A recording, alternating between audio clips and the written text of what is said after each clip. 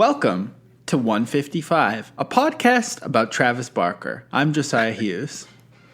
I'm Sam Sutherland, and this week we are talking about all lowercase Hollywood Sucks / by KennyHoopla and Travis Barker, who this podcast. And I just cracked a bevy. I got some Bic Co. seltzer, some new Montreal type of, basically LaCroix, but a bougie Montreal kind. Local Croix. A local LaCroix. They should call it, because isn't the LaCroix named after like a river, like some sort of Wisconsin fake French name river or something? Yeah, I think. Wait, isn't KennyHoopla from Wisconsin? Is this a perfect? Yes, KennyHoopla is, or I guess like kind of from Cleveland, but basically from and living in Oshkosh, Wisconsin. Oshkosh, is that where Oshkosh Bagosh is from? The children's company? I have to imagine. Yeah, the Saint Croix River, which I guess they would call the Saint Croix River. I don't know if these things are connected. I do not know a lot about the LaCroix beverages. Yeah, I mean, I do know that you're supposed to say LaCroix, when people say LaCroix, it's kind of like this overcorrection of trying to say something correctly and then saying it incorrectly. It's just so perfect. Yeah, exactly. Like saying yeah, but there should be like a Montreal, carbonated beverage treat called like the St. Lawrence, but it's like pronounced wrong somehow, like St. Laurence. Yeah, well, this one's just called Bic Co. that I have, and it's fucking delicious. So please give us some money, or I'll never mention you on here again. You pieces of shit. We gotta tempt people with a single mensch, and then I shouldn't have said that. Maybe I should bleep the brand. I shouldn't say the name of the brand. I should just talk about how good things are, and then just generic. And then like if you want to come in and sponsor, like we'll pretend that you were talking about Blue Menu, lemon flavored soda water, which is also so good, so sharp. No soda water is sharper. The president has made an excellent choice. I know. And I'm drinking a beer that also does not pay us, so I won't tell you anything except that it's cold and satisfying at the end of a long, hard day's work. Do you think you worked hard today? Do you think you worked hard? I would say I worked medium. I didn't work for the week. I've been moving, and I don't know how boomy and shitty my voice sounds. I'm in a room that is basically just me and some clothes and some toiletries. That's called a house, I think. Right, yeah, in many ways. It's like I've truly just described house generally. So this is my first day back on the job, and I got to say I did okay. I'm hoping. Did you work hard today? No, I did not at all. For various reasons that some people know about and some don't. But no, I'm not doing much work right now. And of course, the reason is that you're lazy. Let's just make this clear. Let's get that out of the way right now. You don't have to be so fucking coy. You just don't like to try. I'm really entering my Garfield phase now that people have gotten it out of their system to be ironic and then post-ironic and sincere. No one just cares about Garfield at all anymore, so I'm just going to become Garfield. I will say, since you've moved, I'm getting 3 bars from you on Discord. Did you upgrade your modem yet? Not only did we can't talk about this kind of stuff off mic, so we need to do it on the show. This is very important for me to discuss. No, the telecom company, which again doesn't pay us, so I will not say their name, literally just yesterday ran a brand new line. Let's go. From the pole into my home. I'm sorry, I've got a little bit of horse trank brain. I'm double vaxxed now. So I'm only a few days out of the fog here. And so I could not think of what the word for the long, tall thing with all the wires is. Answer is pole. Fresh wire coming in. Lots of bars. The pod is going to be a different and more professional experience from here on in, even though I do tend to talk a lot about things that are, easy for us to take care of before we start recording. Yeah. Something that we could not talk about before we started recording, though, is the song "Hollywood Sucks." You started to get into this, and I said, "No, Josiah, save it for the pot." How do you feel about the song "Hollywood Sucks" / by KennyHoopla and Travis Barker, Josiah? I guess at this point, probably by the time you hear this, assuming all goes to plan, you will have heard that we did a exclusive about this People magazine list of punks or something that just came out. And it's like Travis Barker and all of it, it does seem like it was just made specific. Like I feel like just kind of the reality of music right now was specifically made just to make me giggle a little bit about how perfectly it's making everyone mad. I feel like Travis Barker is like just turning everyone into a very bad version of Blink-182 right now, and just making everyone with like above 100,000 followers on TikTok gets to have their own fake Adam song with trap beats right now. And it sucks, but like this song is better than I think anything Blink-182 has done since Self-Unentitled. I think it's just like it makes me so happy, and it's so perfect, and it's like a sick, perfect, exciting pop punk song that makes me feel like I'm friends with Kenny Hoopla as I'm listening to it. So I fucking love it so much. Yeah, this is I agree with you. And this is definitely better than anything on California, anything on Nine. Like this is the best fake Blink-182 song since Self-Unentitled. And I do think that credit for that kind of we're obviously giving Travis a lot of the weight here, but like Kenny Hoopla is on the cover of Kerrang! Magazine this month. Oh, sick. And he like basically gives these like kind of Green Day style quotes where he's literally saying like, I only want to make, there's a quote in this interview that's like, I want to make a straight up rock record with no trap beats or anything like that. Like Kenny Hoopla is not trying to make like crossover music. Like this whole interview and his whole thing clearly is like, no, I like just want to make a fucking rock record. Like that's what I like listening to. And there's like something to the idea of like genre purity. Like this great quote in here. It's like, I love genres, which is like a real, like, I love to laugh. That's such a weird thing to say. Well, Joe, hold on. Let's maybe, okay. So before I keep going with this quote, let's get to the way. Josiah, how do you feel about genres? I don't know. How do you... That, I guess it is a thing, right? Like how genre is dead. We're not talking about genres anymore. But I guess I like them. I don't know. I feel like to me the blending of genres was like so obvious all along that I never felt like we needed to acknowledge it. But I also feel like as someone who not so secretly loves gatekeeping and the gatekeeper tier on patreon.com/155pod, I think that it's important to protect genres and I think you can muddy the waters as long as you're aware of what the boundaries are and what you're aware of what you're doing. So to me, I think I love genres. I think I do. I got to say, I think I also love genres. And there's sort of two ways in which you see these things get melded. One is the sort of very contemporary, it's a pop punk song with trap beats. But the other is like, I think of more of a back in the day sort of like indie rock, like, super DIY promoter thing where you're like, I'm going to put this like metal band on a bill with a singer-songwriter and then like a saw band. And that's it, man. Like, it's just like, that's what I'm into. And this is the show. And you're like, okay, but like, I do want a consistent vibe for the night. Like if I want to go out and just like be pummeled, I want to be pummeled. If I want to be quiet and introspective, I want to be quiet and introspective. And so I love the idea of us putting all this shit on kids, right? To be like, oh, kids are all like omnivores now with their musical taste. And so like, they don't think about genres. So like, of course you're going to have like, a more innovative fusion. And you and I have done this, like, oh, the way that like people our age melded rap and rock was often, while very good in many instances, also incredibly ham-fisted.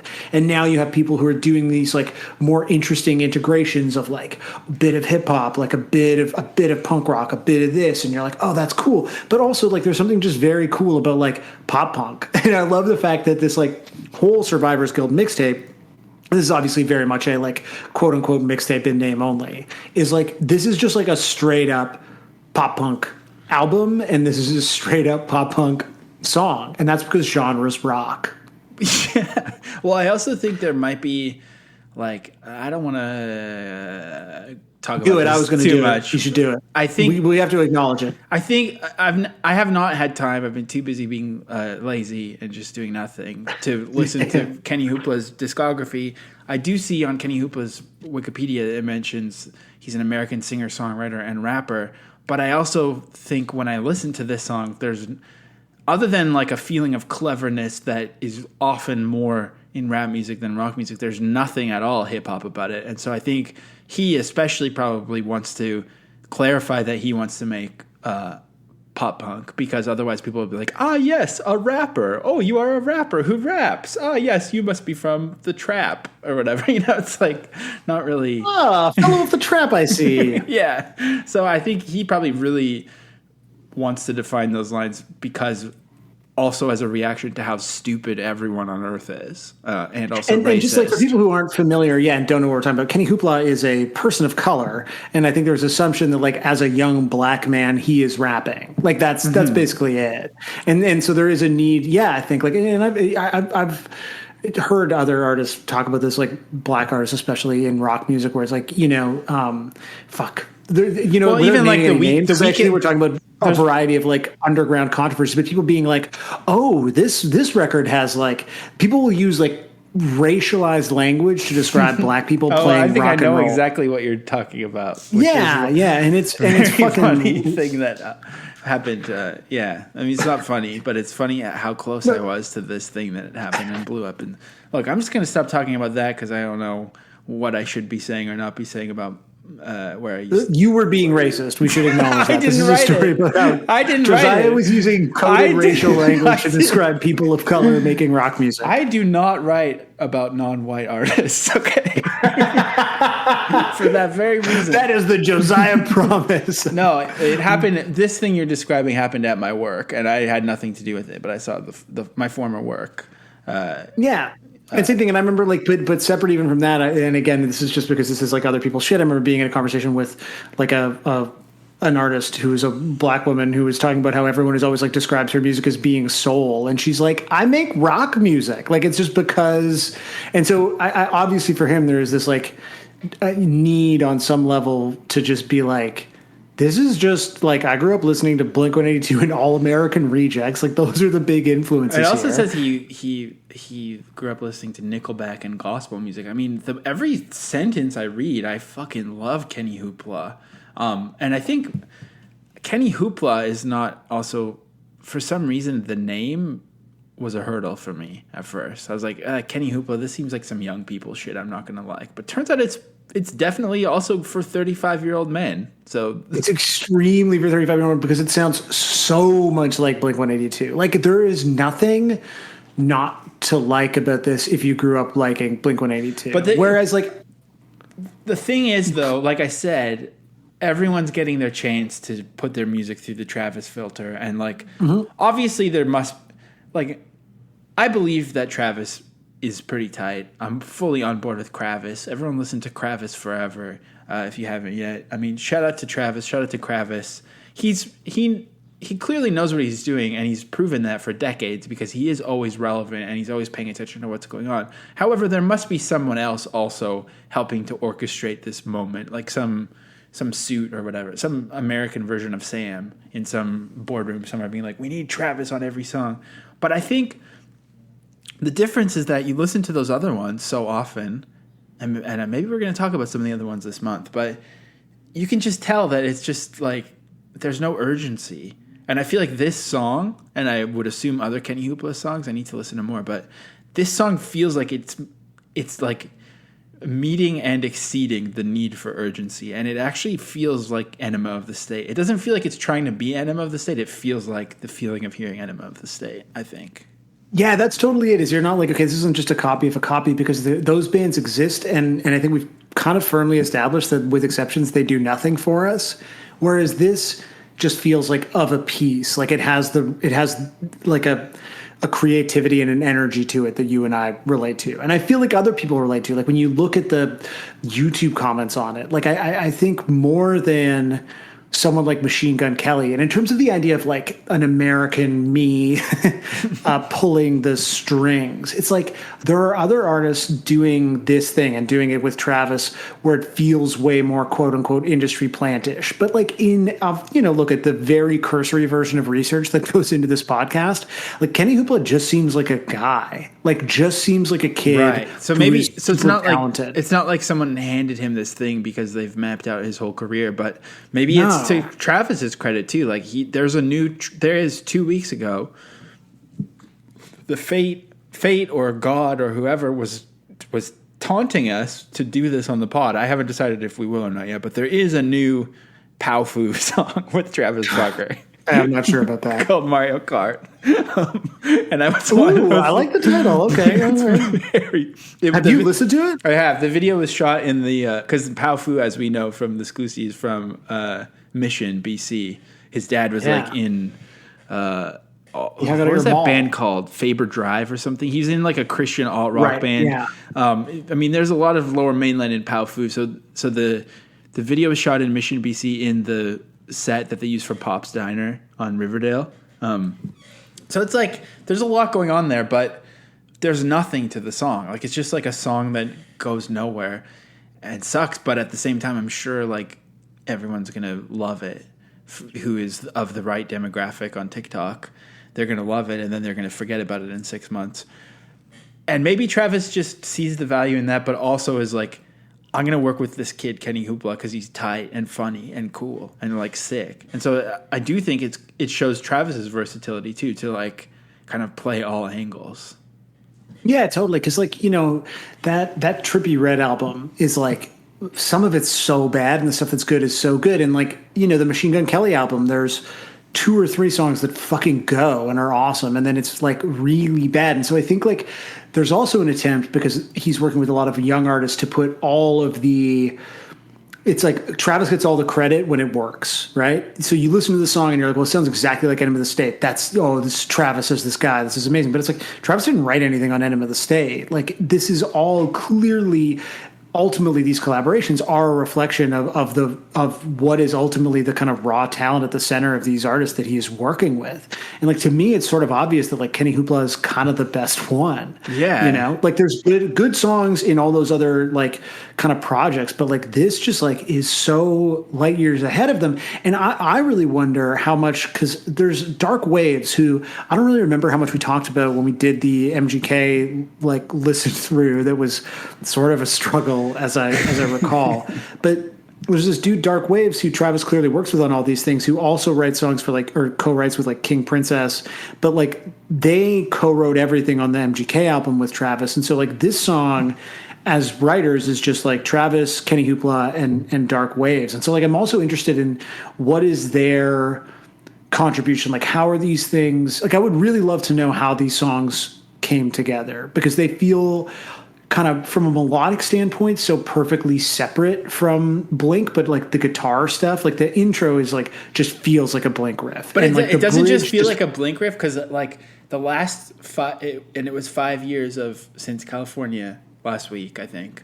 The last 5 years of Blink have felt like a quote Blink riff, and where you're like, yeah, I guess this kind of, if I squint, I could see how this is Blink. Whereas the riff on this song feels like a Tom riff, actually. Yeah, totally. It's like, how did you do this? I thought of this after the fact, but I can't really thread it in and make it sound natural. So I got to just, I mean, there's a garbage truck outside right now too. So this is really not a good segue. But I thought of this after the fact. The riff at the start of this song kind of reminds me of the way that the Electro Hippies Am I Punk Yet opens with a similar riff. Just having my morning coffee, listening to the garbage truck, had this thought, wanted to drop it in there. And that's kind of the level of editing we do on here. So continue with the episode. But so like it feels like out of time, but then again, like melodically, there's this like different thing happening there. Like, you know, in our, you know, decades long sort of dissection of Blink-182's career, like ultimately there is this sort of core melodic element that they seem to have that no one has really been able to match. And what I think is so fucking exciting about this is like instrumentally, this feels like an Enema B-side, but then the melody on top of it sounds nothing like Blink. Like it does feel like this sort of like totally original melodic style. And again, I think like there's this sort of misconception that like pop punk is just easy, and it's like, well, it's not, because like you can't just like sing anything over these fucking 3 chords that exist for the genre. And again, like I come back to like this, you know, Kerrang interview, you know, where KennyHoopla like, genre is very important because there's a certain language that only comes with certain genres, and it's like that's true. Like you take the language, and then you just like make it your own, right? Yeah, but then on top of that, like he's actually exceeding what Blink did too, because as we know, when Blink-182 is trying to be funny, it's very much not funny. But this song, even just as like a piece of writing, is very funny, and the rhyme scheme is hilarious. Like some of the rhymes are so funny. Yeah, it's a funny song. It's like it's so good. Damn. So let's get this out of the way also. What are your feelings about Hollywood, Josiah? Do you think Hollywood sucks? Do you think Hollywood rocks? Like, where are you coming from a strictly Hollywood standpoint? I don't. Yeah, I mean, I guess like in terms of, do you mean the silver screen and some of the great magic of Marilyn Monroe and yeah, I'm talking about You Must Remember This. I'm talking about the golden era of Hollywood. I'm trying to think of even funny references to that, and I can't even. My brain won't even go there. Like the Mary Pickton. There's a motorcycle guy. There's, did you ever see? There's motorcycle guy. There's red leather jacket guy. There's a sewer crate lady. And then the rockabilly version of Sewer Crate Lady. And that's it. Did you ever see, I forget what it's called, but like before every documentary was just the exact same movie, there was like kind of the era, like right post-American movie, like where people were like, oh, we can make weird ass documentaries, and they were all bad but like so fun to watch, and usually like 65 minutes long, like the weirdest runtime. And there was this one about cinephiles who like would go to 4 movies in a row in New York, and they would eat eggs for every meal so they'd be constipated, so they wouldn't have to shit at all during the day.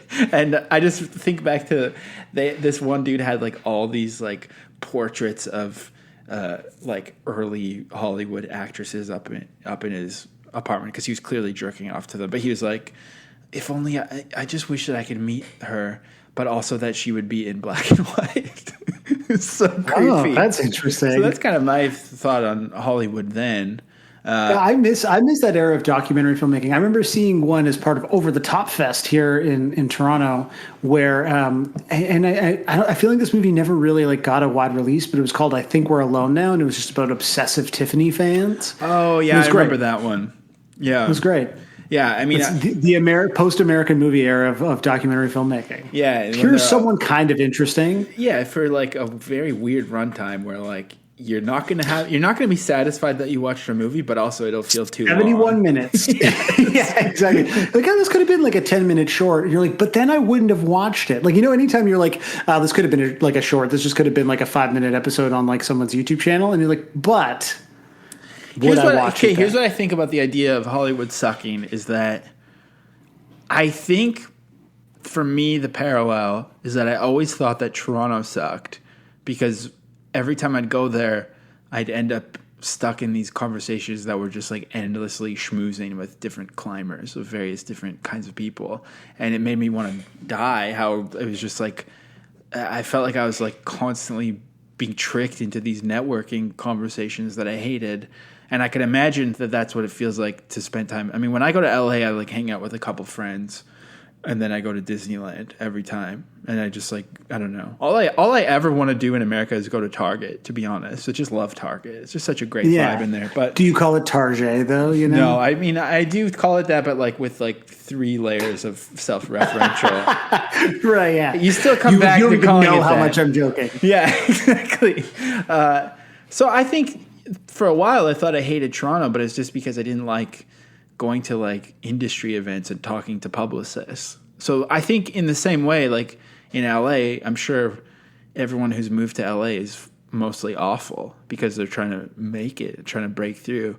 So I can imagine you'd think that LA sucks, but then when you just kind of like break it down a little bit more, you're like, damn, I could go to Trader Joe's, or like someone from the pod sent me an invite to the Magic Castle before COVID, and I was definitely going to use it, but now I can't. That's the real tragedy of COVID, by the way, is I think we joked on the pod. We were like, oh my God, does anyone have a way to get us into the Magic Castle? And like Pod Miracle, a just incredibly kind of generous person, was like, "Yep, no problem. Next time you guys are here."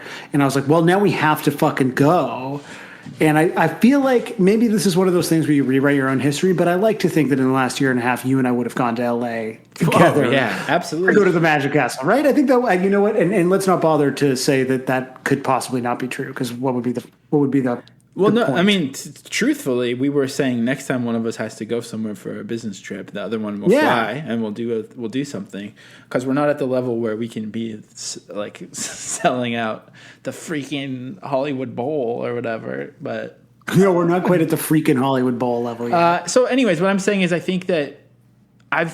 sure that LA is wonderful for people who live there, and I mean, I love going there.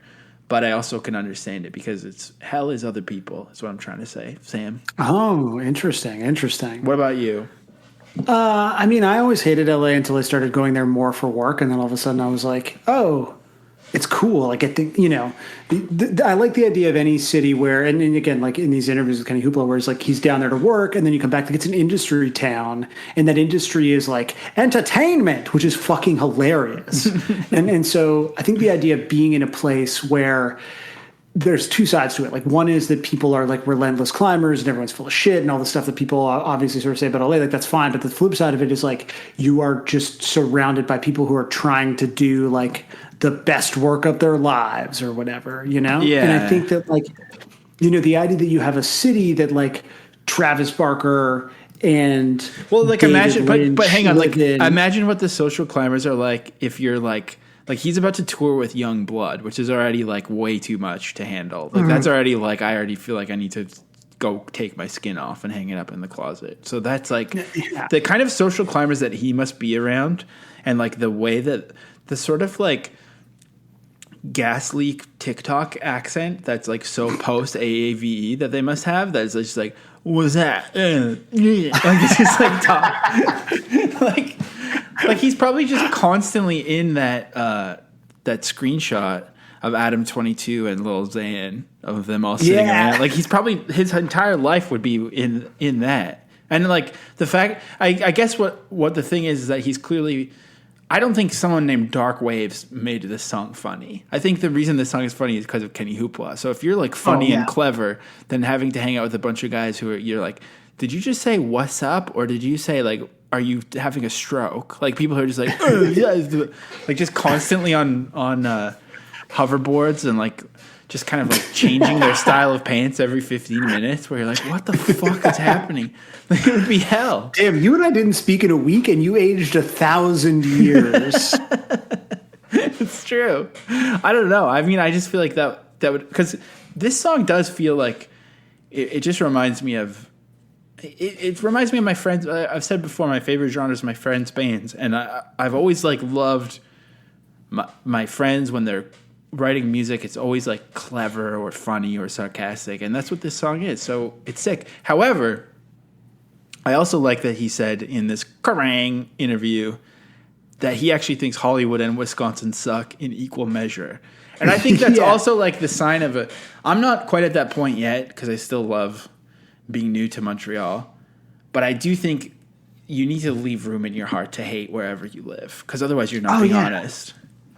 Everywhere sucks. Like everything that you say about Toronto is right, and I'm still like, but it rules. Like I love it. And, and also, I mean, the idea that, the grass is always greener, like not just being like, I hate LA, I love the quiet life of Wisconsin, just being like, no, Wisconsin is also fucking terrible. Like everywhere is terrible. Everywhere has a purpose, Yeah. I mean, like, exactly. So, but I like that he said that, because it's not like he's saying, fuck LA, Wisconsin's better, because that would be even more embarrassing. And in the past, I think I've talked about this before, but I've started a lot of shit when I was a writer in Calgary, and I would always make fun of Calgary music, Calgary rappers especially. And I mean, I've some trouble for that. Gotten a lot of death threats and stuff because I really irked people, because there are people who are like, YYC is the greatest, and it's like some white 45-year-old guy wearing like the corniest fucking, like, I don't know, some sort of Calgary logo that you've never seen before on the wide brim hat, like down in like a half empty river, like trying to rap about how fucking sick Calgary is, and you're just like, this is so embarrassing. So I just think maybe civic pride is terrible also. Civic pride is a mistake. You know, one of my favorite shirts that I've had to retire recently is this great company called Paranoid here that makes like sick, super like stonery kind of designs and stuff. And they had this shirt like around the time, especially like when the Raptors were really happening and everybody was like so fucking high on Toronto. And we started having those like, you know, Toronto versus everybody shirts, which like were just a ripoff of the Detroit versus like we just stole everything from Detroit, like a city that actually has experienced truly hard times, for our own, like, you know, built for bankers, like concrete paradise here. And it got so wholly adopted by everyone. The company from Detroit that made the Detroit versus everybody shirts sued one of the biggest like makers of them here in Toronto, which was this like bullshit ass fucking like dickhead clothing company called Peace Collective. And it like the whole thing was so fucking embarrassing because it would like play into this like chip on your shoulder Toronto thing that is like bullshit because the only people who'd wear those shirts are like mid-level marketing managers at ad agencies. Like just like I'm client direct. It's like fuck off. And it became such a fucking thing. And Paranoid had this, you know, great shirt, and it was like, you know, Toronto's the best, all this fucking nonsense. And they had this great thing that was like in the style of those shirts of Toronto versus everybody and all that shit. Just like Toronto is okay. And I just thought it was such a fucking sick shirt. And I bought it, and from time to time, like people would be like, oh, it's a cool shirt. And then sometimes people were like, oh my God, where'd you get that? I love these like Toronto is great shirts. And I was like, I think you're missing the point. The problem is it had the OK hand symbol on the front. And so in the last couple of years, like one time I put it on and someone was like, I don't know if that's the vibe you want to be putting out. And I was like, you're right. Okay. I would just say for someone to be like, oh, Toronto is the home of Canada's alt-right. Like, no, that's Montreal. But that's actually the thing too, is like having any kind of pride in where you live is inevitably you're ignoring some shit that is happening, exactly, no matter what. So it's just more embarrassing if your version of pride just like steals from another city already. It's just like, can we have no semblance of an original identity here? Like everything is just either aping New York or Detroit. I don't know. That's Kenny Hoopla is so cool for another song. This is also what he said. He said, Travis just gets it, and I see things the same. There's something burning there. I see it in his eyes. We didn't even need to talk a lot of the time. It's more a case of keeping your mouth shut and letting the music do the talking. I mean, he's sick, like, man. I don't know. I feel like this is the one. I wish that Kenny Hoopla and Travis was the one that was taking off rather than MGK, but I don't know. I think MGK has the like years and years of industry backing behind him. Like obviously, like Kenny Hoopla is signed to Arista. Like, you know, this came out on a major label and shit. But like MGK, like they've been trying to make MGK a thing for a decade. Yeah, like at least. And so there's already all of that. But like he's about to go out on tour with MGK. Like I think, or my hope is that like time sort of smooths things out, and Kenny Hoopla is like the victor of the kind of current crop I'm just thankful like Travis collabs. I'm thankful there's finally one of these people in this new realm of the new Travis galaxy that is like, you could actually show this to someone who likes cool things, and I feel like they might like it. Like I think there's actually, it's not, you don't have to like squint and do like online, you don't have to have online brain to like this. You know, totally. And what's so funny about it is the way that it crosses over into just like not like just normal music again, because like Ashley and I basically work with like Apple Beats One on in the background, which like 90% of it is just like contemporary. Like they just play Doja Cat like all fucking day, which is fine. Doja Cat is good, but like that's the entire sound that you get. Sam, it's just like Sam has a OK Symbol shirt and likes Doja Cat. Okay. Oh, it's okay. So I wasn't.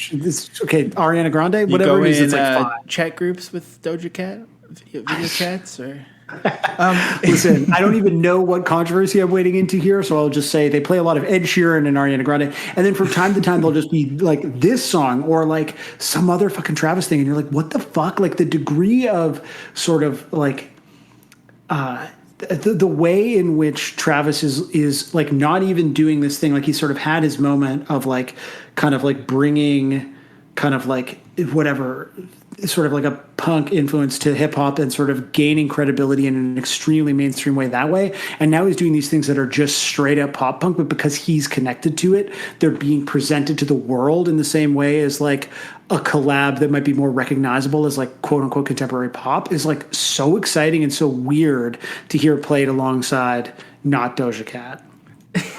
Yeah, I agree. But, I look forward to Googling that later and finding out what the fuck I said. I just sure that one song that sampled Blink was pretty good. Oh yeah, she did sample Blink. Yeah, but yeah, I mean that's the thing. I think sampling Blink is going to be something that everyone thinks is kind of embarrassing in like 6 months, but we're still going to have KennyHoopla, and I think that's the important thing. Like we're going to be able to come back to this. I do want to talk about the lyrics though, real quick. Oh, yeah, let's do that. And then I have a couple of videos to play before we get into proper covers. Take your picture, make it last longer as the dollar bills are falling from the sky. I mean, that's not much. I guess it kind of does make me think of the Blink rock show video, which was stolen from another video. Remember that big fight? Yeah, that's right. That big controversy. The joke is old and no one's laughing. I mean, kind of... like it's not funny, but I like those lyrics still. They're lyrics that I feel like I have written before, and my friends have written. Right, it's just like they feel definitely grown up lyrics. They feel comfortable, and everyone looks like an asshole. Well, it takes one to know one. I don't really care at all. And I like this part. And I think you've got the wrong number, and I think your forehead is beautiful. Is this? Am I understanding that someone's called him and it's the boomer angle on their phone, and he's been FaceTimed on the wrong number, and someone has the boomer angle? That's what I'm imagining, but that's got to be it. He's talking about beautiful boomer foreheads. It doesn't really work with Hollywood, I guess, but unless it's like an age. There's definitely a lot of boomers have a lot of power in Hollywood. He's talking about those BBFs. That's true. That's true. Hollywood sucks. Can you please move your Prius is the best. Like that's it. That's all. I almost did a mic drop with my Yeti, but it's kind of I'd have to pick it up first, I guess, to do that. You could damage it. That's all you really need. Hollywood sucks. Can you please move your Prius is so funny. That's perfect. Well, and also that in terms of like the rhyme scheme being funny, you are not fucking Jesus. Like Prius and Jesus rhyming and like really like making that work and sound logical is funny. It's so good. He hates LA. It's not my fault. Throw my phone at the wall. Your friends are really morons. Can we still date? And it gets anything morons. Like the pronunciation of morons. What does that rhyme with phone?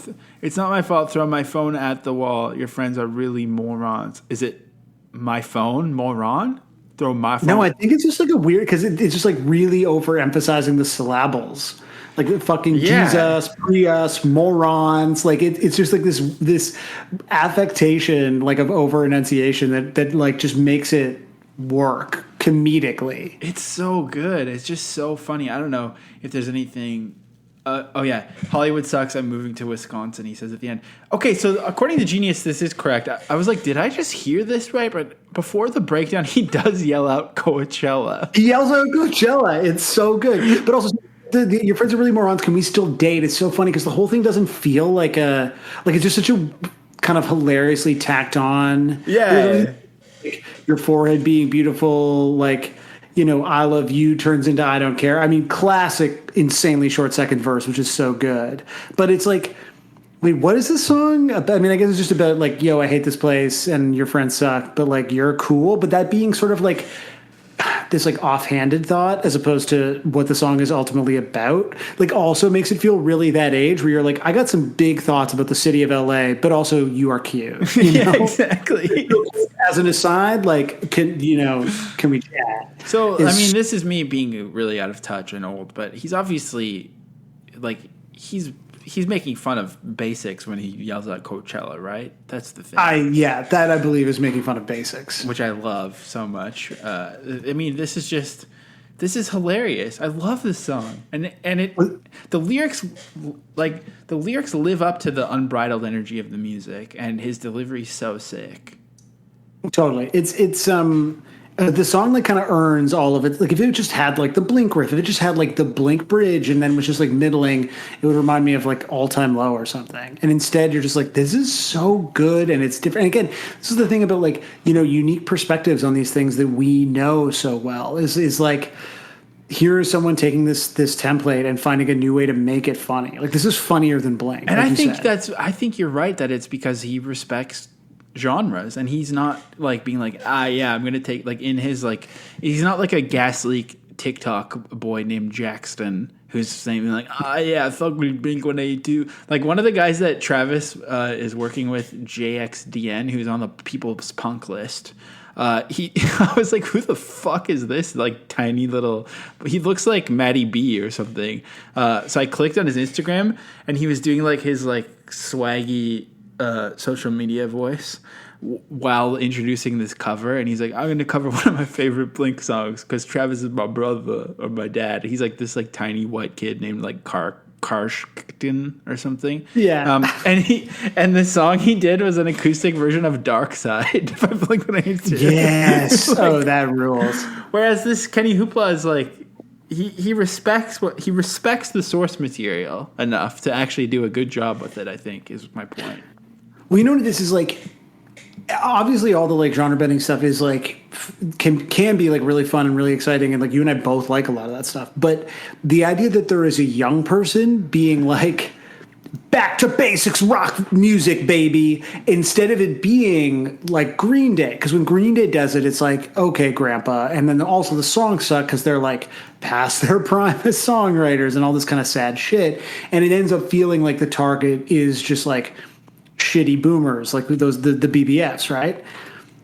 The idea that this is like a very young person who's like back to basics, no trap beats, rock record is sick because it's coming from the like fresh place that this music came from originally. Like when Blink were writing Enemy of the State and they were relatively young, and then they weren't like thinking that they should be this should have a fucking metal breakdown and then this should have like a drum and bass intro. It's just like, we are into skate punk. Here's some more skate punk songs. Like, and on some level now that has to be a deliberate decision because everything is cross genre. Everything is like, there's this cross pollination. And again, like mostly we are benefiting from that in a huge way. However, how many other young people are there who are doing the like, no rapping, no guest stars, no whatever.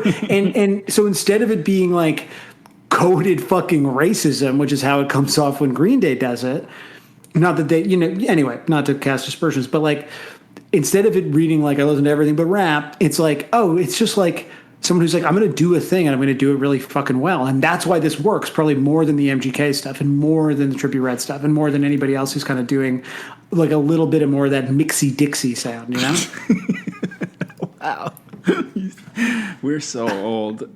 We are so, but the point is like mostly it's fine. So wait, I want to show you one thing before you go on, because I just want to say the first time I heard of Kenny Hoopla and knew about this song was on TMZ in April, when people were still trying to figure out if Travis was a thing or not. And this is the first time they noticed that Travis had gotten Courtney tattooed above his nipple was while he was filming the music video for this song, which is him like playing drums on top of a Starline double-decker tour bus, LA sightseeing bus. Also the video is the video feels like a 90s pop punk video. Like it's just like pals fucking getting into trouble on the street, like it's biking around. Exactly. Oh my God. And then Travis's cameo does feel so kind of special and exciting. But of course, the first time I heard about this video coming out was because I had seen the TMZ thing. Well, thanks to Kravis, man. Kravis is just delivering. Kravis is really making everything make sense. Thank you, Kravis. So that's a nice little nip tattoo. It's tasteful. Looks cool, Travis. So like, look, there wasn't a ton of like good videos, and I'm excited to kind of hear the covers. This definitely, there's a lot of reaction videos. Like Punk Rock Dad reacts to. Now that's basically what you and I have done for the last like hour. So yeah. I don't want to subject anyone to that. But the one video I do kind of want to play, just because I was like, literally just from the thumbnail, was like, I'm interested in how this sounds, because it's just this person fucking This is Jasmine Star, and it's just like even in the thumbnail, like it's obvious that she is going to shred, and hits just like the last 20 seconds of the song with just like it's literally like what if Hollywood Sucks had a guitar solo, and the answer is it fucking rips. Oh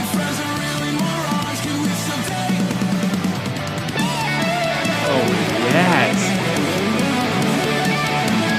Oh, some sweet picking.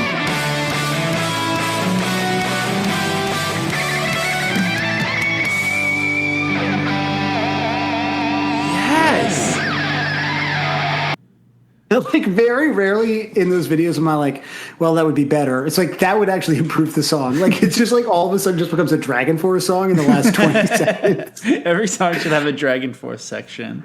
Yeah, so I just wanted to share that Jasmine Star video because I was like, that fucking rules. I also forgot to say like the outro of the song is so sick too. Like it so much more than these other songs. Every section of the song, it feels like somebody actually cared about what they were doing that day. Yeah, totally. It isn't like, okay, well, we're punching in, like doing the pop punk album, you know? Yeah. Oh, so sick. I know. Well, shall we listen to some other, maybe like we'll see if anybody else did some like virtuosic guitar playing in the covers? So, in case there are any TikTok teens here, what are they called again? Puppy punks? Is that it? Oh, yeah, pups. This is any leather pups here. In case anyone hears into puppy play. Yeah, here's the deal. Do you want me to do it? Yeah, you do it. You do it. I was going to do a much worse job. Bark, bark, woof, woof, my pups. All these covers come from our Patreon gatekeepers, and they were all made in less than 96 hours. For $5 a month, you get an early tip on next week's song, bonus episodes, that's right, more Kravis content for your brain hole, early episodes, there's a newsletter, there's a Discord, and all of these songs, every single one of them will be available in full on the 155 Bandcamp on Monday. Wow, Josiah! All that for $5. Are you kidding me over here? What all a that bargain. for a very expensive cup of coffee or a very cheap beer.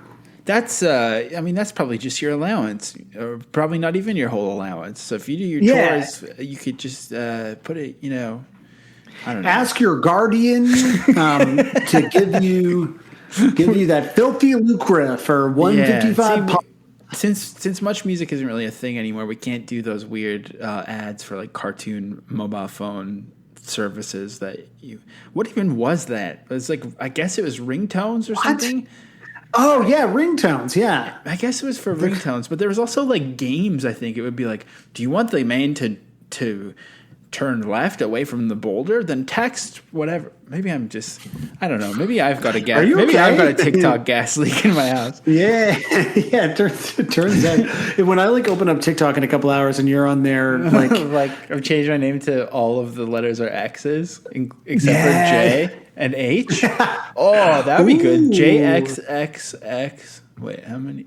Four X's in the middle. That's what I'll change my name to. That's after cool. This. That seems cool. But yours will have to be something different, I guess. Sam, the KennyHoopla thing is interesting because it's two names without a space, but still kind of in title case. Like that's kind of a Sammy Kazoo. We'll work on it. Here's Baby Tyler, who's also from Wisconsin. Let's go.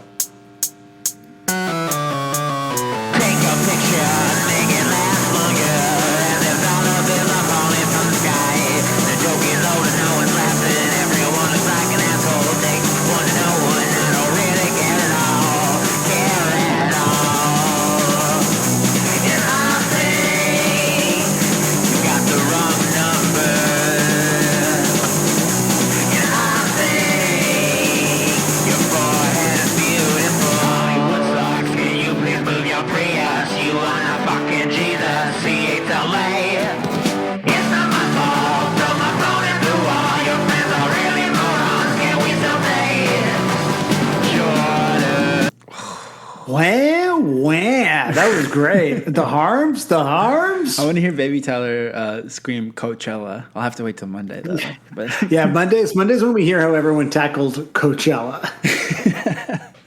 I forgot to say the pre-chorus. I think the delivery of it does remind me of something else that I don't know. It reminds me of like the middle dark period of pop punk that I'm not into. Maybe it's like a Paramore kind of delivery or something, but like, and I think like there's something about it that sounds, or maybe it's My Chemical Romance. I'm not really sure. It sounds like No, you're right. It's like a dead period for you and I in terms of like pop punk fandom, probably. But it does. I actually totally get what you're saying. It has a little bit of that like emo night feel to it, but again, like Kenny Hoopla's in my mind, and I hope he doesn't fuck this up. He's so elevated among all of his peers that he's not affected by these trends of emo night or of naughty's revivalism. I think he's a true head. So I'm not going to fall into that trap. It doesn't sound like emo night. It sounds like Kenny Hoopla. Yeah, don't get trapped.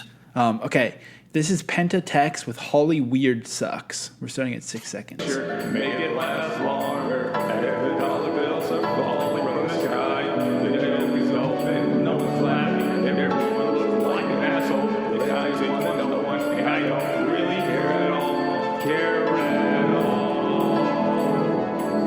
And I think you got the wrong number. And I think your forehead is beautiful. Hollywood sucks. I'm bringing it out again, something I haven't said in a long time. I'm going to bring it out. I'm going to dust it off. And so for those keeping track at home, I'm going to say it again. Pretty sure that's what the band Shoo Shoo sounds like. Oh, damn, it's been a minute. You know what? I agree. Okay, up next is Althea Later featuring Eric Later and Google Maps. Selections from POV. You're driving from brunch in West Hollywood to lunch in Little Tokyo while listening to Hollywood Sucks on repeat. So there's a 40-minute version of this as well, but this is just the 5.5-minute version because people are finally realizing it's probably better to not just ruin the entire pod with extremely long shitpost kind of things. But this one kind of seems cool. It's like not really a shitpost. And maybe driving from brunch in West Hollywood to lunch in Little Tokyo does make you feel like Hollywood sucks. I don't know. I always forget that there's a West Hollywood. Like that is West Hollywood where it's not like the Walk of Fame and where like UCB is. I think West Hollywood is sort of like the Village-ish. Like it's kind of gay, and then Hollywood is like Super Spider-Man gay. steals your wallet. Yeah, I know. Because I remember we went to, in a different lifetime ago when that seemed like something that would be appealing, we went to UCB in West Hollywood. And while we were waiting to go in, we like wandered around the Celebrity Scientology Center.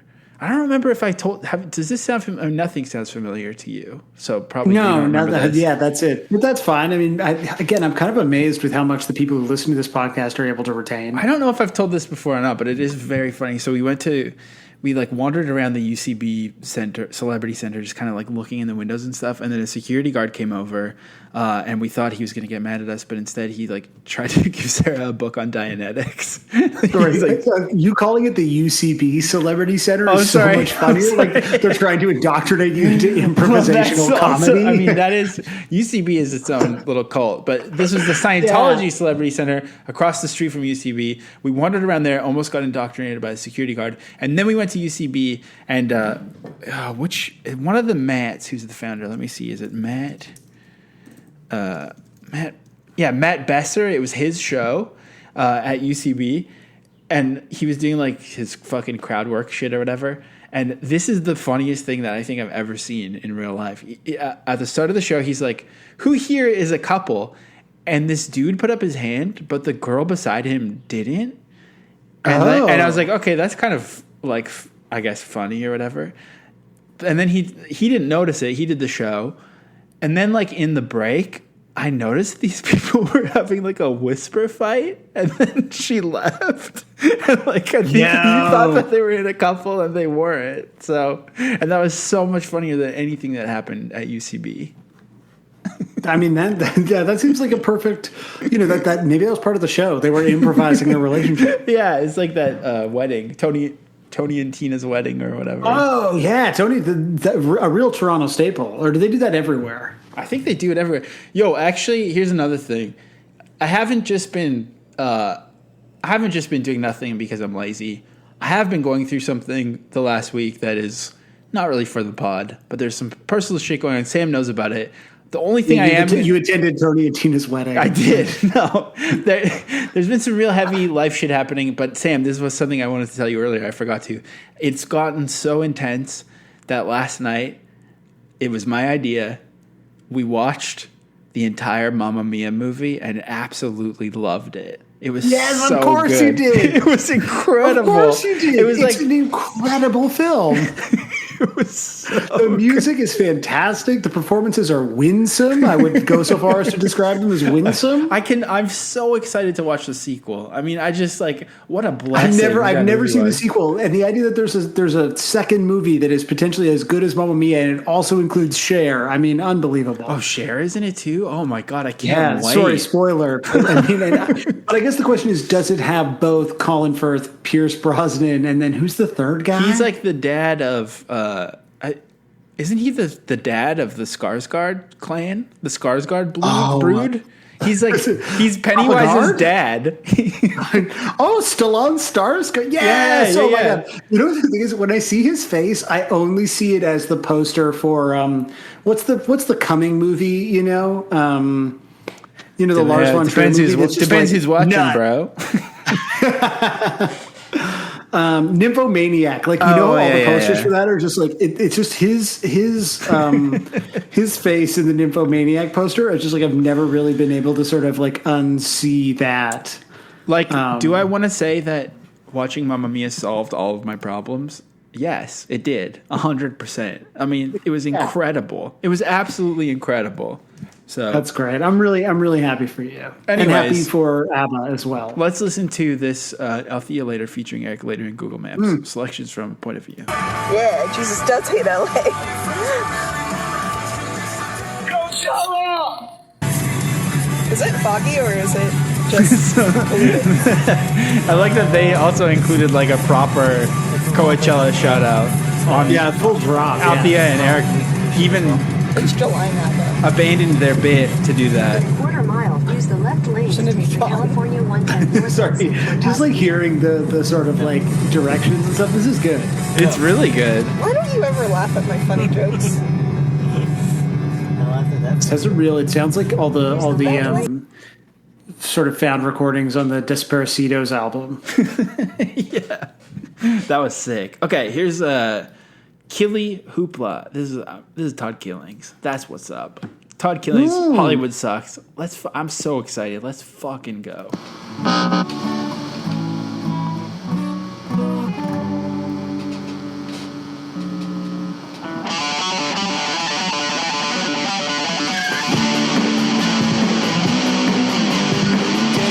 Make it last longer as if dollar bills are falling from the sky.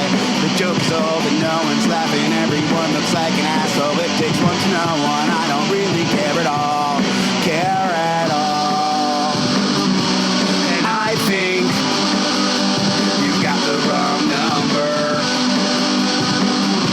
And I think your forehead is beautiful. Hollywood sucks. Can you please move your Prius? You are not fucking Jesus. He hates LA. It's not my fault. Throw my phone at the wall. See, fucking awesome. This is kind of a dream come true. I've always just wanted the snotty simplicity of a kind of mainstream 2000s mall punk to meet the beautiful tones of lo-fi bedroom recording. And that's it's all there. And even the way that you could tell he punched in the acoustic guitar, it wasn't, I mean, obviously you wouldn't be able to just, well, I guess he could, but he didn't just grab the acoustic guitar and switch it, but it sounded panned differently and the vocals were different. It already was starting to feel like a classic Microphones album, how it was just this lush arrangement with different tones and different recording fidelity. Beautiful. Yeah, that was fucking fantastic. That to me was obviously I love the way the KennyHoopla version sounds because it sounds just perfect, compressed, really pristine pop punk. But that to me gives it a run for its money in terms of I love the songs just sounding like that. Yeah, and thankfully there's some. Now we get to move on to some other regional feelings, because that's the beauty of a song like this too, is like it's about different, it's relatable no matter where you live, even though Sam loves Toronto, and I think because of the schmoozing probably is why you love Yeah, when it. you were like, I hate going to industry parties and like talking to publicists, and I was like, oh yeah, okay. When's it coming back, maybe? So this is Long Bean's Mouth Sore with Edmonton Sucks, and he writes, a bunch of my friends moved to Vancouver this summer, so that was the main inspo for this cover. I had too many ideas and didn't give myself enough time to record, so everything is blah, blah, blah. Yeah, you don't think it's good. Well, I'm sure it's fucking great. But anyways, it's about people leaving Edmonton for Vancouver. This is Edmonton Sucks by Long Bean's Mouth Sore.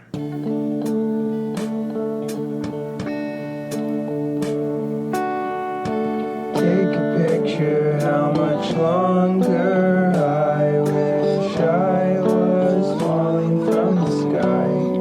I'm getting old and going nowhere, and every day feels like a black hole. Takes a lot to go on, I don't really know it all. Know at all.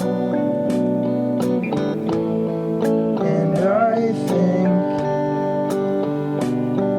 I've done it all wrong now,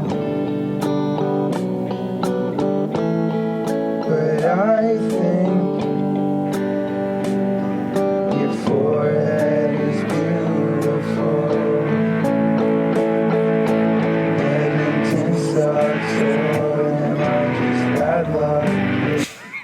Love it. That was fucking awesome. I can't place what it reminds me of, but it did remind me just kind of like being an indie 15-year-old. So I mean, that's all. That's the only feeling I want ever. That's really. the only feeling anyone wants. Yeah, that we're always chasing the indie 15-year-old vibe. That was so good. I was wondering if it was going to be like other lyrics changed to be about Edmonton, but instead I feel like it was classier this way. Just it's showing the universality of the song to just make it Edmonton Sucks at the chorus. Yeah, totally. It's classic Edmonton sound, though. Yeah. Okay. The beverage budget, which like the last submitter. Submissive sounds like a little bit more of a dom sub kind of scenario, which in many ways. Like the last submissor, he says this one ended up far from my vision. People are kind of losing it with this one, I guess, but I'm excited for that. So this is Hollywood Sucks by the Beverage Budget. Here we go.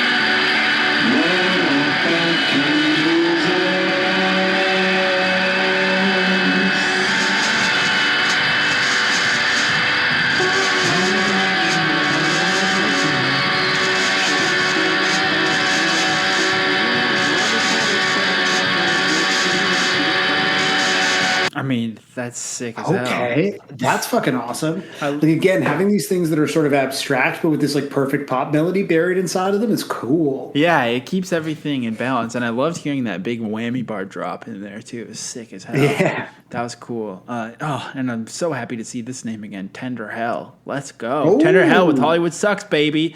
So you didn't want to change it to Calgary Sucks? Maybe you love Calgary, but I mean, here's Hollywood Sucks, Tender Hell. Take a picture, make it last longer. As if dollar bills are falling from the sky. The joke is old and no one's laughing now. Everyone looks like an asshole, but it takes one to know one. I don't really care at all. And I think you've got the wrong number. And I think your forehead is beautiful, Hollywood sucks. Can you please move your Prius? You are not fucking Jesus. He hates LA. Perfect. It's just so perfect. How like also how are those recorded? Like, because it's like the vocal manipulation. That was fucking awesome. That was so great. I know. There's so I'm not surprised, but like, oh my god. there's so much. There's so many layers. Like I feel like, I feel like we need to get some fancy 3D audio set up to really dig into the layers of the Tender Hell compositions. But I loved there was like it sounded like a harp, kind of like some sort of digital. Like it was very angelic, but then also with like the drum beat that's like the standard like drum machine beat, like do do do do. It's kind of, I don't know what that is. It's obviously not a waltz, but it's something, and I loved it. It's waltzy. Here's the return of Green Day. Oh, it's been a minute, Green Day. Thanks for coming back. Green Day with lowercase d, with Hollywood Sucks, but where are we supposed to go? So this is a Green Day, I guess. Trey, Bill, and Mungus. I don't know what this says, but here we go. Trey spelled with a Y, by the way.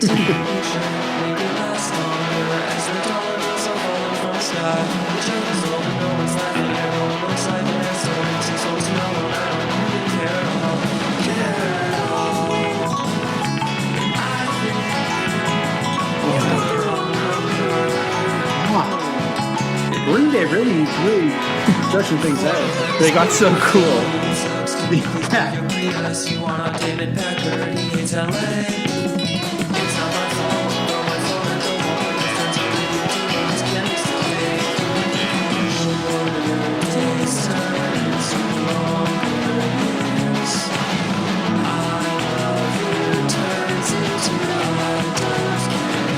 I mean, that's...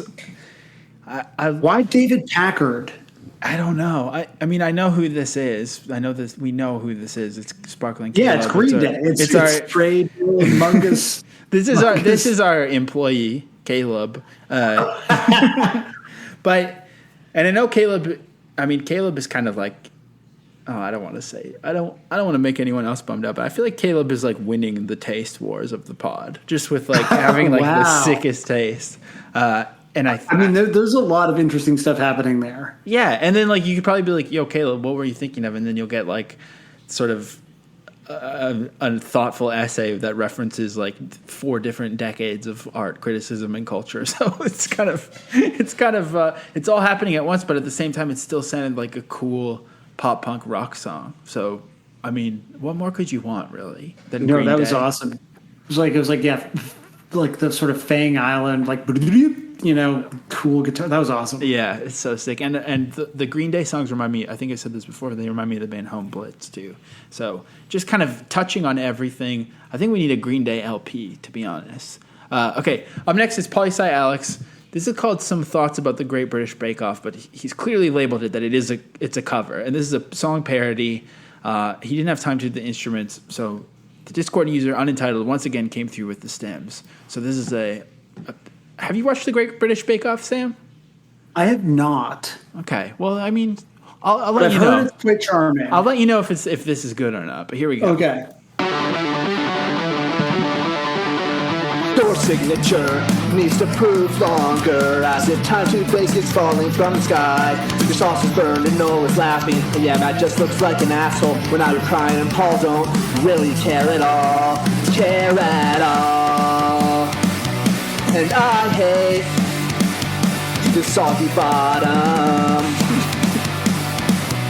And I love Red Week. Paul Hollywood sucks. His handshake's ridiculous. Paul's not fucking Jesus. He hates your cake. Okay. First of all, I was worried that it was just random. Making it Paul Hollywood sucks is just to borrow from a different style of cookery, is a chef's kiss, I would say, rather than a baker's nuzzle. Are bakers like a subgenre of chef? Well, or is it like a totally different thing? I don't know. I mean, I think if anything, we need to respect genres right now, so we shouldn't be mixing. That's right. Yeah, the genre respecters here. But also the delivery in the verses, big time Darius vibes. So all around, great job, Poli-Sci. Plus, yeah. Shoes Robinson, Hollywood Sucks. Almost didn't finish this one. Shout out to my girlfriend Moon for hyping me up and doing backup vocals when I was running out of steam. This is Shoes Robinson, Hollywood Sucks. I think you've got the wrong number. I think move your Prius. You are not fucking Jesus. He had to live. It's not my fault. Throw my phone at the wall. Your friends are running morons. Can we stop that? Hollywood sauce. Can you please move your Prius? You are not fucking Jesus. He had to live. It's not my fault. Throw my phone at the wall. Your friends are running morons. Can we stop that? Hollywood sauce. Can you please move your Prius? You are not fucking Jesus. He had to live. It's not my fault. Throw my phone at the wall. Your friends are running morons. Can we stop that? That reminded me of just something. Fuck off at this point. Yeah, I mean, like the layers of that were just again absurd. But what that did remind me of something, and now I'm feeling like I'm missing a reference that I wish I wasn't missing. But that was so cool, and that was fucking awesome. So jittery. The like new chords, like yeah, it was very jittery. That's the way to describe it for sure. It wasn't I angular. feel like I have the jitters. No. It was jittery. That was fucking awesome. That was so good. I loved it. Okay, this is called Great Big Lake, Ontario.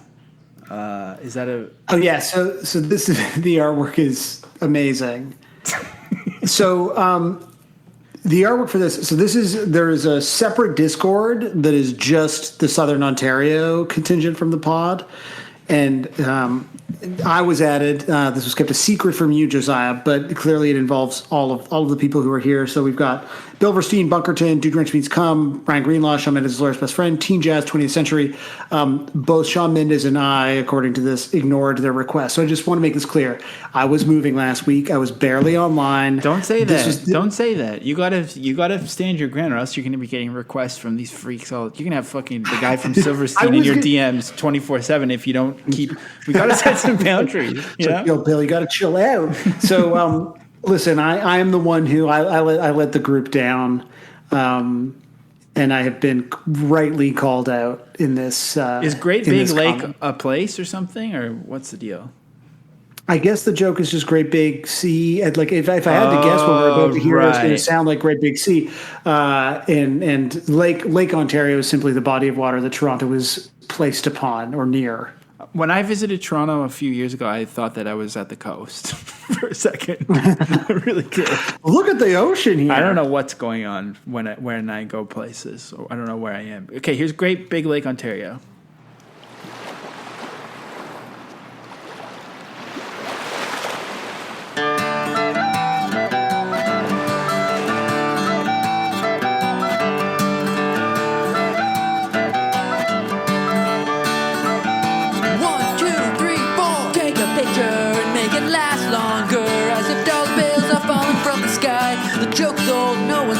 Everyone looks like an asshole. Takes one to know one. I don't really care at all. And I think you've got the wrong number. And I think your forehead is beautiful.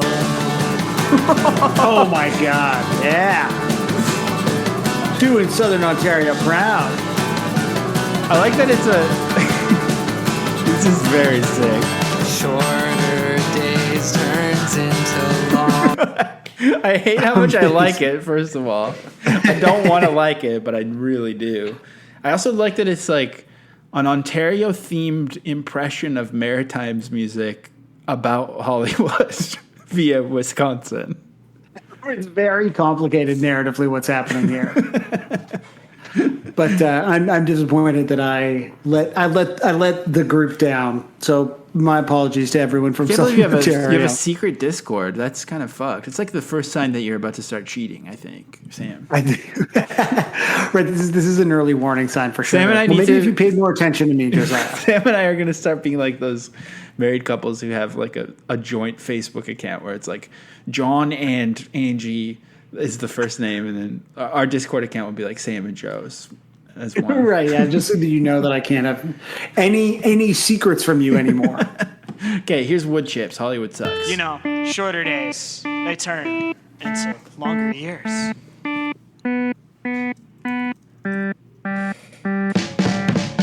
I love you just turns to I don't care, because I just don't care anymore.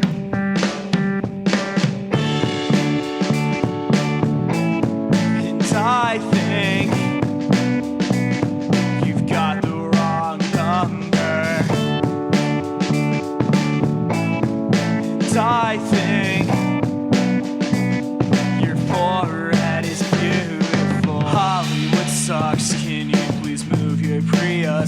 You are not fucking Jesus. He hates LA. Think. What a great vibe. Yeah, just like nice, again, kind of some walking around music, you know? Just like makes me want to just go for a little trot. Makes me feel hot Yeah, I to feel trot. like I'm ready to strut. That was definitely a strutter. Yeah. And like, kiss, eat your heart out. That's the real strutter. Beep, boom, boom. Bing, ba, ba, doo, ga, doo, doo. I mean, it literally is the like curve, like, doo, ba, doo, ba, doo, ga, doo. So good. I just picture Kermit walking to that. Yeah. All right, birthday pony, empty folder. Hollywood sucks. Take a picture, make it last longer, as if dollar bills are falling from the sky. The joke is over, no one's laughing, everyone looks like an asshole. It takes one to know what I don't really care at all. Care it's hard. You got the wrong number, I think the forehead is beautiful. Hollywood sucks, can you please move your Prius? You are not fucking Jesus, he hates LA. It's not my fault. Found my phone at the wall. Your friends are really morons. Can you still take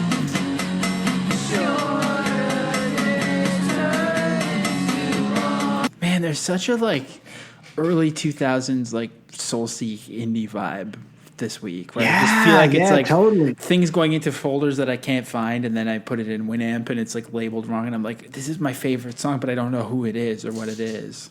It feels like a CDR compilation that you get at a show. Yeah. Yeah, where you're like, I don't think this is, it says it's this band, but I don't think it's this band. And then you find one and you're like, no, it definitely wasn't that band, because then you find one other song by them. Yeah, exactly. Yeah, it's like a lost favorite. I guess also because this artist has the perfect name, Birthday Pony Empty Folder, too. But Yeah, that had sure. such a nice vibe. And also, shout out to the big four chord progression of pop punk. Like, again, we talked about it forever ago, but I got to say again, I got to apologize to that chord progression for always avoiding it because it felt too obvious. But it's just like, it's always good to use. It's God's own chord progression. It's so good. It literally is, because it's like every worship song is a ripoff of U2, who just use it like crazy and rule at it. So, yeah, sick. Okay, here's the Golden Umbrella stance. Hollywood sucks. Tried to go for more of a doo-wop feel on the chorus, even though the music is still just the MIDI. Since this is a Christian podcast, I changed fucking Jesus to our Lord Jesus. Thank you so much. I mean, it's probably more that Jesus loves everyone, but he also might hate LA. I don't know. That's kind of an interesting theological quandary in the song, really. Would Jesus hate the place of LA? Does Jesus hate anything? Well, yeah, like sin, I guess. Or does he hate sin? Oh, no, he hates sin. He doesn't hate the sinner, right? Exactly. Although I don't know if he necessarily hates it. Yeah, I don't know if he has hate inside of it. It's an interesting. Yeah, Jesus feels like he's devoid of hate. I mean, from what I know. Yeah. So I don't think Kenny Hoopla has really nailed the theology in this song, but I would love to. The theological underpinnings of Hollywood Sucks are shaky. We need to get like Brad Jursak on a call with Kenny Hoopla. They can debate faith and the afterlife and whatnot. We'll figure it out. So we'll get there eventually. We'll have sort of anyone who's ever mentioned Jesus in any kind of way, we'll have them debate a theologian. That's kind of my goal. My 5-year plan for the pod is have it turn into that sort of thing, a sort of debate show about theology. Yeah, perfect. So, I think we're headed in that direction. As long as you just are still around to say sick after every point, I think it's fine. Yeah, I still know my role, man. Don't worry.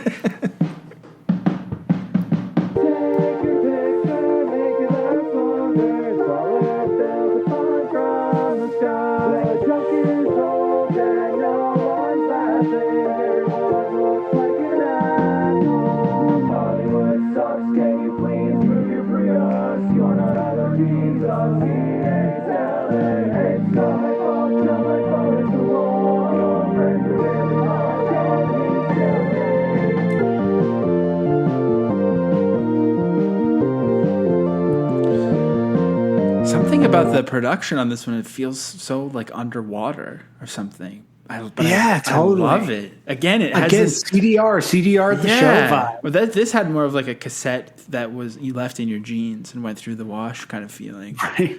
I just feel like this is like a local collective, all these bands, It's true. Yeah. That was sick though. I loved it. It sounded. I didn't really hear doo-wop, but I like knowing that that's what you're going for. It's so interesting to be like, okay, yeah, doo-wop, sure, that's what that sounds like. Yeah. Okay, up next is Kenneth Soothing with Hollywood Sucks / probably, I don't know, I've never been. And that's a good way to be about it. So let's go. Just to be honest, yeah.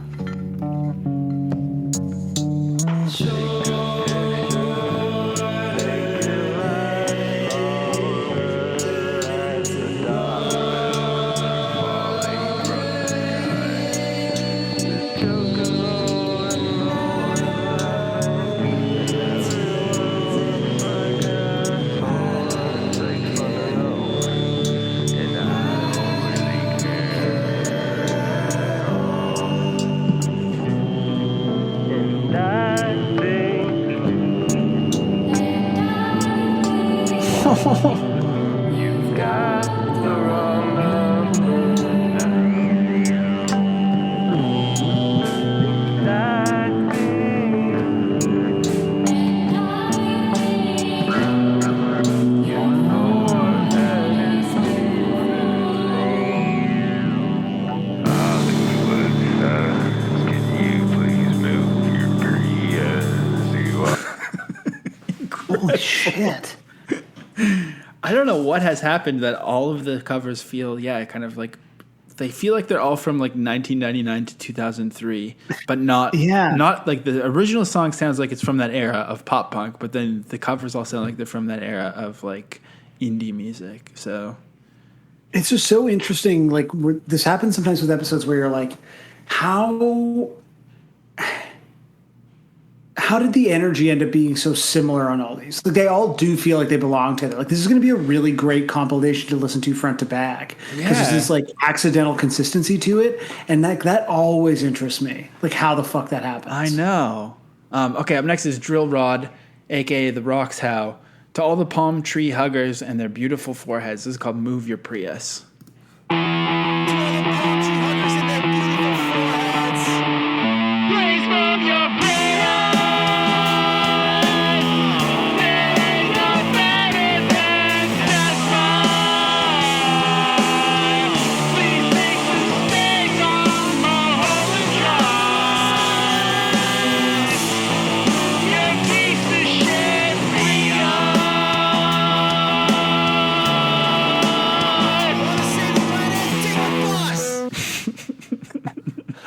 Yo, is the foreheads that first of all that was great, and only that was that sort of recontextualization of the beautiful foreheads thing. Is it a Botox thing?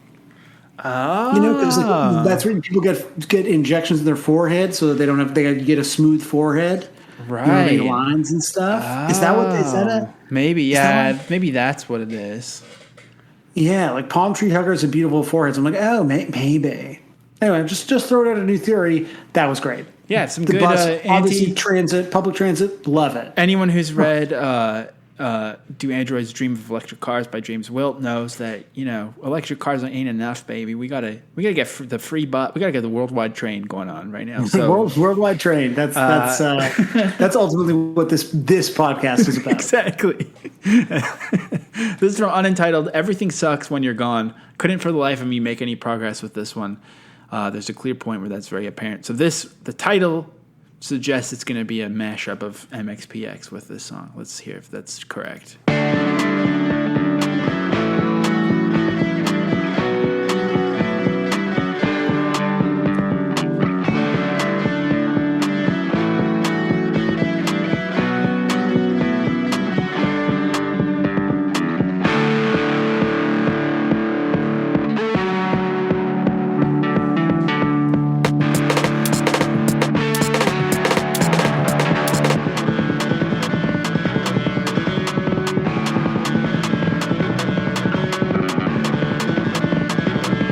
This is sick as hell. This is fucking awesome. Just speeding it up.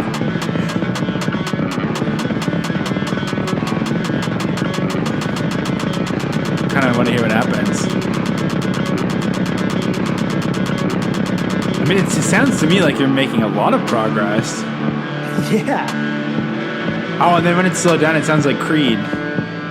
Ooh. Do you think we could get away with doing an episode on Creed Higher one day? Yes. I think that's a punk song, isn't it? I feel like one is more of a punk song than Higher, but I think we could do a Creed episode. What if we did a non-punk month? Maybe that's a good idea. Way down the road. Oh, interesting. Interesting. Okay, this is DBS. But it's DEH. I love it. Yeah, WS. Well, though, they say here the DEH vowel sound is pronounced like the D in... I was thinking depreciation, but that's deprecation. So it is DBS. I can't even read. DBS. DBS, but it is a reference to DBS, and this is called Travis Barker Sucks. And there was a few versions before they settled on this. Tom York meets beginner garage band is how it's described. Sorry, I do think using deprecation as the way of making what sort of syllable sound you're using is like kind of funny. Anyway, that's fine. We can move on. Because also when you're like talking to when you're like sharing a name or a code on the phone, don't you usually say D as in Deborah? Is that one that they say sometimes? Maybe. Like when you're like Deborah, if your postal code has a D in it, it's not like defecation. You could have said also for. I mean, I would have loved that. Anyways, here's Travis Barker Sucks by DBS.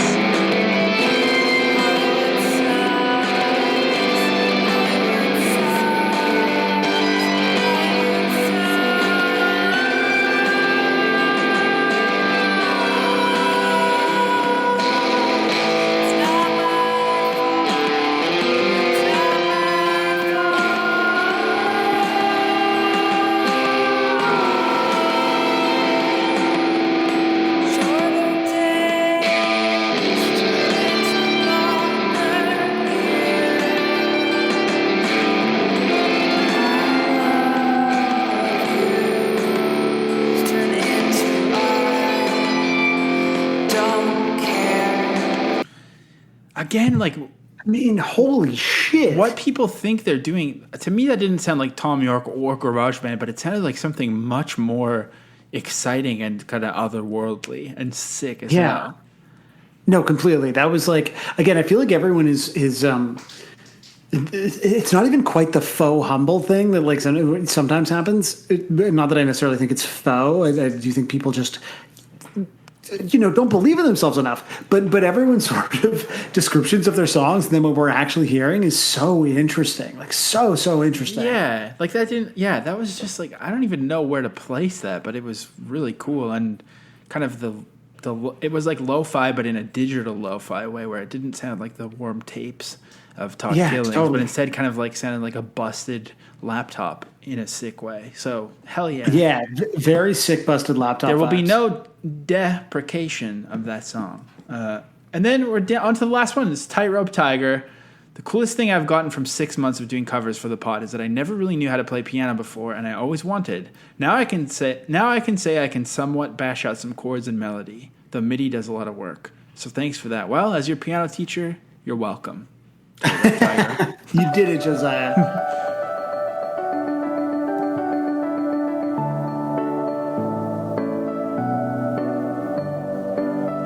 Playing the chord progression like that really makes it sound like the beginning of I Would Do Anything for Love. Oh, again, there's so much nice tape hiss on here, even if it's fake.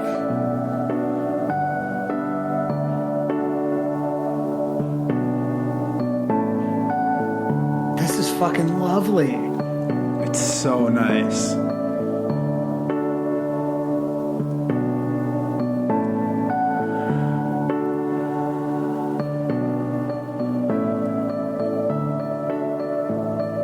See, like, you know that the song is good because it works like this. Exactly. Yeah. And you can still tell what song it is. It doesn't just sound like... Oh, so good. And that's Hollywood Sucks.